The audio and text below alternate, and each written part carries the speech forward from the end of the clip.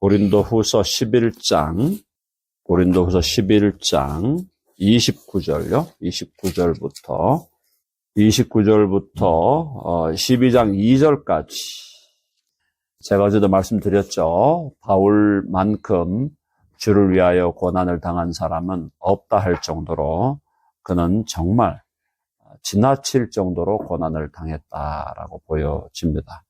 그래서 그럼에도 불구하고 그가 오직 주를 위하여 그의 목숨을, 그의 주의 은혜의 복음을 위하여 그의 목숨과 생명을 드렸던 것은 그는 그것을 특권으로 여겼습니다. 그것을 영광으로 여겼습니다. 주를 위하여 내 한 목숨 주 앞에 드리는 것 너무나 하나님 앞에서 귀하고 아름다운 일이다라고 여겼습니다. 우리 많은 믿음의 후배들에게 정말 본이 되는 우리 믿음의 선배고 사도다라는 것이죠. 그런데 이제 그가 그의 심령 속에 늘 있었던 것은 교회였다는 걸 28절은 우리에게 말씀하고 있습니다.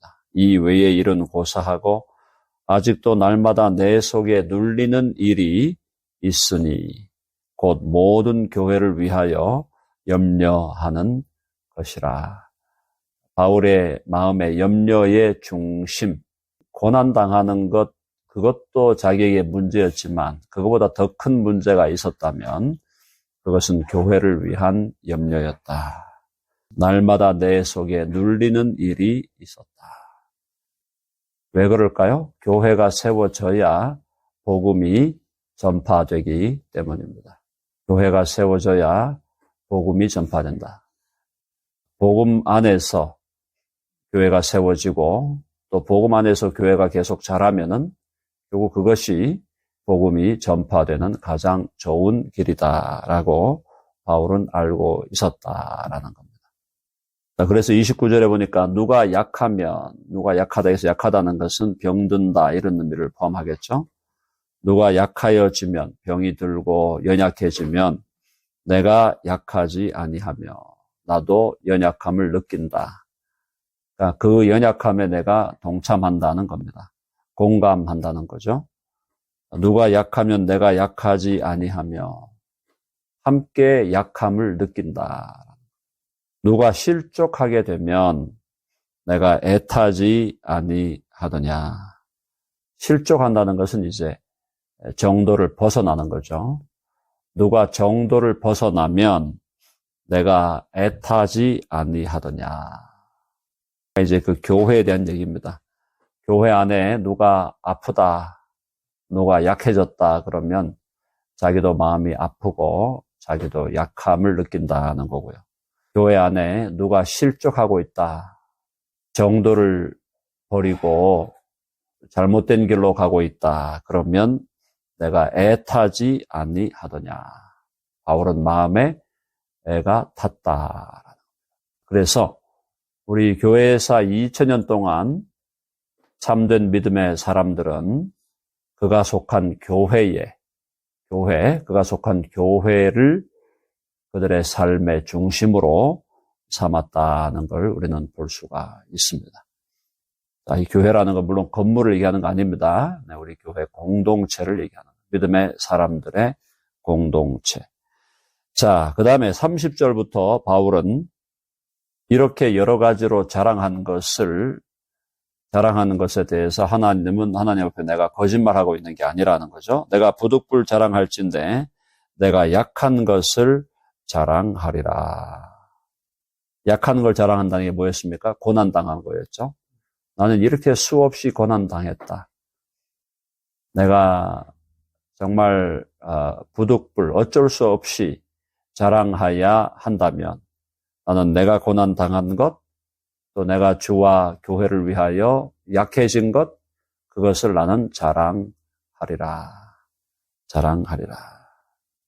그렇죠? 우리가 주님 앞에서 고난당하고 어려움 당하고 슬픔을 당하고 아픔을 당하는 것, 그걸 오히려 나는 자랑하겠다. 그것이 뭐라고 말씀을 드렸습니까? 그것이 사도의 표였다. 사도의 표는 세상적으로 잘 나가는 게 아니라 사도의 표는 도리어 주와 복음을 위해서 여러 고난을 받는 것, 그것이 바울이 참된 사도였다는 것을 증명하는 표지였다라는 걸 바울은 우리들에게 보여주고 있습니다. 그러므로 우리 믿음의 사람들이 고난당하고 고통당하는 것은 결코 부정적인 것이 아니다. 부정적인 것일 수가 없습니다. 고난당하고 고통당할 때 우리는 주의 고난과 고통에 참여하는 것이고, 우리가 고난당하고 고통을 당할 때 교회를 위하여 고난과 고통당하는 그것을 하나님께서는 너무나 귀하게 보신다라는 거. 그래서 31절 같이 읽어볼게요. 시작. 주 예수의 아버지 영원히 찬송할 하나님이 내가 거짓말 아니하시는 것을 아시느니라. 하나님이 다 알고 계신 일이다. 내가 무슨 지금 뻥을 치고 있는 게 아니다. 내가 무슨 거짓말을 하고 있는 게 아니다. 바울이 지금까지 하고 있는 모든 말이 하나님 앞에 진실이다라고 얘기합니다. 주 예수 그리스도, 우리 초대교회의 최초의 신앙 고백이죠. 최초의 신앙 고백은 주 예수 그리스도. 주 예수의 아버지 영원히 찬송할 하나님이, 영원히 찬송받으실 하나님이죠. 내가 거짓말 아니하는 것을 아시느니라. 하나님 앞에서 바울이 거짓말할 이유가 뭐가 있겠습니까? 그죠? 네, 그래서 거짓말하지 않는다는 걸 하나님이 아신다. 그러면서 32절과 33절에 재밌는 이야기인데 위험한 이야기였지만 재밌는 얘기를 나눠주고 있습니다. 32절 읽어볼까요? 시작.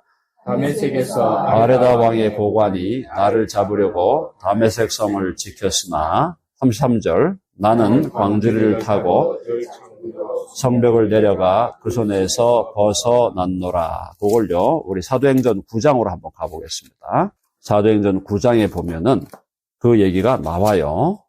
9장이 바울이 회개하고 다메섹으로 갔던 상태였죠. 자, 거기서 9장 23절, 24절, 25절 한번 읽어봅시다. 다 같이 시작.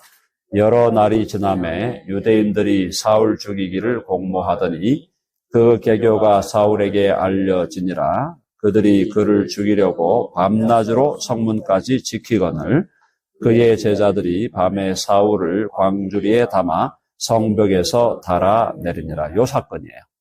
요 사건인데 요게 지금 사실은 바울이 회심하고 직후거든요. 이제 바울이 지금 무슨 뭐 영향력을 뭐 미치고 이런 게 아니에요. 지금 다메섹으로 가다가 주님을 만났고 그러면서 이제 다메섹에서 이제 바울이 잠시 거주하는 상황인데, 그러니까 지금 사울이 바울로 이름을 개명하기도 전의 상황인데 이때 사울을 죽이려고 했다는 겁니다. 그러니까 사울은 예수님으로 돌아오자마자, 믿음으로 돌아오자마자 벌써부터 막 공격을 받는 거예요. 그러니까 이 사람이 그만큼 이 시대에 알려진 인물이니까, 이 사람이 유대교에 있다가 기독교로 개종했다 그러니까 당장 잡아 죽여라, 뭐 이렇게 되는 거예요 지금. 네, 그 상황을 다시 고린도 후서로 돌아오면요, 그 상황을 지금 바울이 회상하면서 다메섹에서 아레다 왕의 고관이 나를 잡으려고 다메섹 성을 지켰으나, 여러 사람을 잡아가지고 성을 둘러쳤죠. 둘러가지고 막 지키려고 하니까 나는 광주리를 타고 들창문으로 성벽을 내려가 그 손에서 벗어났노라. 영화 같죠? 드라마 같죠? 이런 일이 바울에게 있었다. 사실 루터에게도 이런 일이 있었죠. 루터를 잡아가려고 사람들이 달려드는데 그때 루터를 보호했던 그때 왕이 있어서 선제후라고, 그 사람이 루터를 낚아채가지고 다른 데로 옮기는 바람에 루터가 목숨을 건졌다라는 겁니다. 그러니까 이게 참 하나님의 역사가 대단한 거죠. 정말. 그리고 그러니까 주님을 위해 산다는 것은 거룩하게 목숨을 내놓고 사는 거예요. 그럼 아멘 하시죠? 거룩하게 목숨을 내어놓고 사는 겁니다. 목숨은 하나밖에 없는 것이고, 주님이 가져가시면 가져가시는 것이기 때문에 우리는 주를 위하여 내 목숨을 내어놓고 살아가는 것이다. 사랑하는 여러분, 주님을 위하여 내 목숨을 내어놓고 사는 것, 그것이 가장 행복한 삶입니다. 여러분 아멘 하시죠? 네. 제일 행복한 삶이에요. 주를 위하여 살겠습니다. 주를 위하여 내 한 목숨 드리겠습니다. 바치겠습니다. 그렇게 우리가 주님 앞에 나 자신을 헌신하고 나아갈 때 위험과 어려움이 없다는 거 아닙니다. 위험과 어려움은 있지만 그걸 능히 이겨낼 수 있도록 하나님께서 힘도 주시고 때로는 길도 마련해 주시고 때로는 광주리를 사용해서 우리를 들창문으로 성벽을 내려가 도망치게도 해 주시고 하나님이 여러 방식으로 우리를 보호하시고 지키신다. 딴 거 없다. 하나님만 의지하고 날 죽이십시오 하고 하나님만 그냥 붙들고 가야 됩니다. 아멘 하시죠? 네. 살리시면 살리시고 죽이시면 죽이십시오. 주님 뜻대로 내 인생은 주의 뜻대로 이루어지게 하시고 오직 주님만 저희들은 믿고 따라가겠습니다. 주께서 우리의 앞길을 선하게 인도하실 줄로 믿습니다. 그게 우리의 고백이고요. 어제 제가 좀 말씀을 드렸지만은 주님 오실 날이 점점 가까워 오고 있습니다. 우리가 살아있는 동안에 주님이 재림하실 가능성이 상당히 높아지고 있어요. 그래서 주님의 재림을 기다리면서 주님의 재림을 저는 가끔씩 주님이 재림하실 것 같다라는 생각을 하면 굉장히 익사이트먼트가 생겨요. 야, 살아있는 동안에 주님이 오실 수 있겠다. 이런 생각을 하게 되면 굉장한 힘을 받습니다. 그래서 여러분도 힘을 얻으시기를 바랍니다. 네. 힘 빠질 거 하나도 없어요. 우리는 지금 역사상, 교회 역사상 매우 흥미진진한 시대를 살아가고 있습니다. 정말 흥미진진한 시대예요. 정말 미래가 어떻게 펼쳐질까? 정말 궁금하면서도 우리는 분명한 미래를 보면서 살아가고 있기 때문에 결코 우리는 두려워하거나 낙심할 필요가 없습니다. 하나님께서 능히 우리로 하여금 승리케 하신다. 그 다음에 이제 12장으로 가니까 바울이 이제 그 3인칭으로 얘기하고 있는데 그게 자기 얘기예요. 지금 3인칭 얘기라는 것은 그 사람의 얘기인 것처럼 하는데 그 사람의 얘기가 아닙니다. 자기 얘기입니다. 자, 12장 1절 시작. 무익하나마 내가 부득불 자랑하노니 주의 환상과 계시를 말하리라. 자, 이런 얘기까지 안 하려고 했는데 이 얘기입니다. 바울이 내가 이런 얘기까지는 안 하려고 했는데 하면서 이 얘기를 바울이 하는 이유는 뭘까요? 거짓 사도와 거짓 교사들에게 빠진 사람들이 돌아오게 하려는 거죠. 그들의 말을 듣지 말고 너희가 내 말을 들어야 된다. 내가 진짜 사도다. 내가 진짜 사도다. 그 얘기를 하면서 누구도 경험하지 못했던 일을 바울이 말을 하게 됩니다. 무익하나마 내가 부득불 어쩔 수 없이 자랑하노니 주의 환상과 계시를 말하리라. 내가 하나님의 환상을 보았다. 이게 이제 오늘날은 뭐 이런 경험을 입신이라고 뭐 이렇게 얘기하는데 어쨌든 환상을 보면서 하늘로 들어 올려져서 거기서 주님을 만난 거죠. 자, 2절요. 다 같이 시작. 내가 그리스도 안에 있는 한 사람을 아노니 그는 14년 전에 셋째 하늘에 이끌려 간 자라. 그가 몸 안에 있었는지 몸 밖에 있었는지 나는 모르거니와 하나님은 아시느니라. 내가 그리스도 안에 있는 한 사람, 자기입니다. 자기인데 이걸 내가 그랬다라고 하지 않고 약간 간접적으로 표현하는 거죠. 한 사람을 아노니 그는 14년 전에 셋째 하늘에 이끌려 간 자라. 이 셋째 하늘을 우리가 낙원으로 봅니다. 첫째 하늘은 우리 눈에 보이는 요 하늘, 둘째 하늘은 지구 밖의 공간의 우주, 그다음에 셋째 하늘은 낙원. 지금 우리 주님이 거하시는 곳이죠. 그러니까 새 하늘과 새 땅이 오기 전에 천국입니다. 이해되시죠? 새 하늘과 새 땅이 오기 전에 천국, 그게 낙원인데 이 셋째 하늘은 그것으로 보는 것이 일반적인 견해입니다. 자, 그래서 셋째 하늘, 낙원에 이끌려 간 자라. 그가 몸 안에, 보통 낙원에 가려면 죽어야 되거든요. 죽어야 가는데 지금 사한 채로 갔어요. 그가 몸 안에 있었는지 몸 밖에 있었는지 나는 모르거니와 하나님은 아시느니라. 신비한 경험을 한 거죠.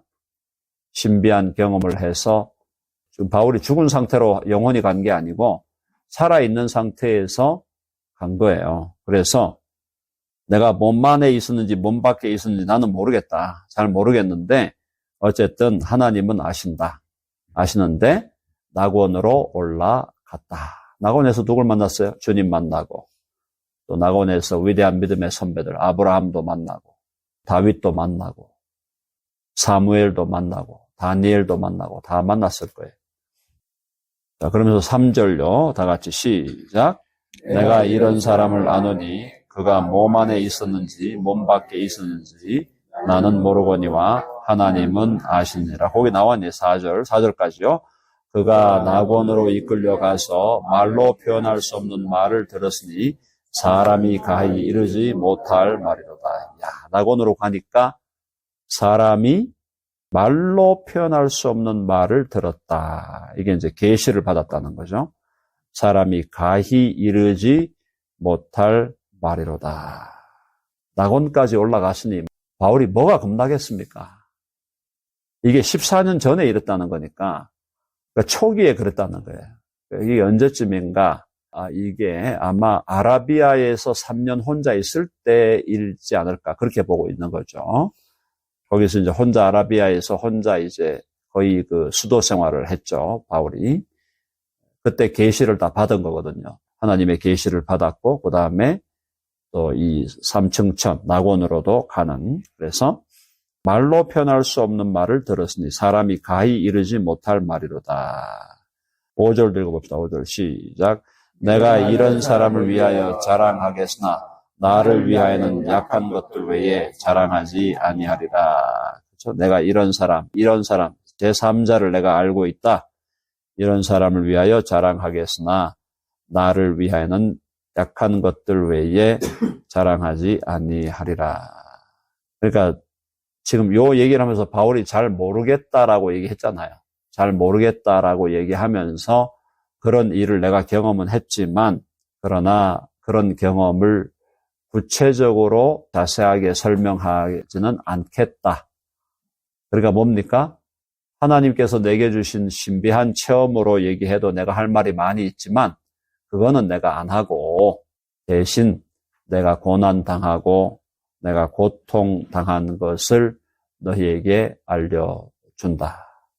낙원에 올라간 것도 사도의 표가 될 수 있겠지만 그러나 그것보다는 내가 교회를 위하여 고난당한 것 그것이 더 내게는 사도의 표다. 이런 거 보면은 요즘에 뭐 어디 중국 갔다 왔다 그러면서 책 쓰고 막 방송 나가가지고 나팔 부는 사람들 많잖아요. 그런 사람들이 한둘이 아니었잖아요. 폴시 콜레 같은 사람도 있었고 한국에도 뭐 이름 대면 다 아는 목사님들 내가 천국 갔다 왔다 그러고 바울은 그 얘기도 축소해서 했죠. 축소해서 갔다 왔는데 더 자랑 안 할게 그러면서 고난당한 걸 자랑했는데 근데 바울만도 못한 사람들이 진짜로 갔다 온 건지 안 갔다 온 건지도 분명치 않은 그런 이야기를 천국 갔다 왔다고 자꾸 자랑하고 들이대고 그것은 바람직하지 않은 거죠. 여기서 바울의 마음을 아시겠죠? 막 떠벌리고 할 수 있는 일은 오히려 숨겨놓고 살짝 그냥 이야기하고 그러나 나는 고난당했다. 그래서 약한 것들 외에 자랑하지 아니하리라. 6절에 보니까 내가 만일 자랑하고자 하여도 어리석은 자가 되지 아니할 것은 내가 참말을 함이라. 그러나 누가 나를 보는 바와 내게 듣는 바에 지나치게 생각할까 두려워하여 그만두노라. 참 대단한 거죠.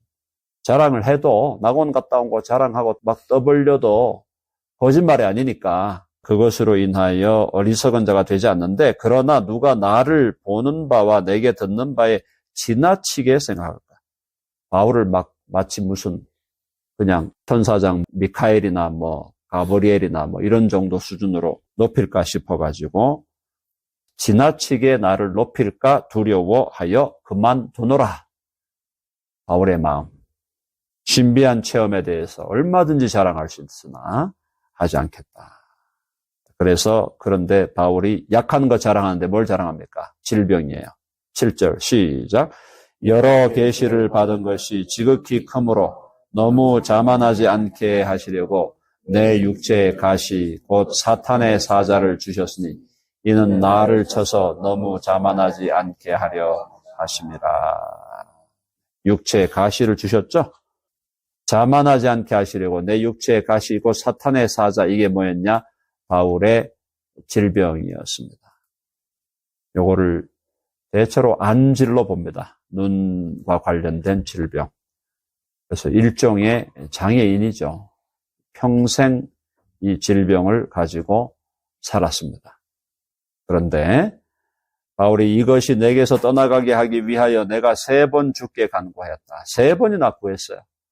눈이 아파서 힘들고 너무 어려우니까 3번을 기도했는데 주님 뭐라 그랬어요? 9절 시작.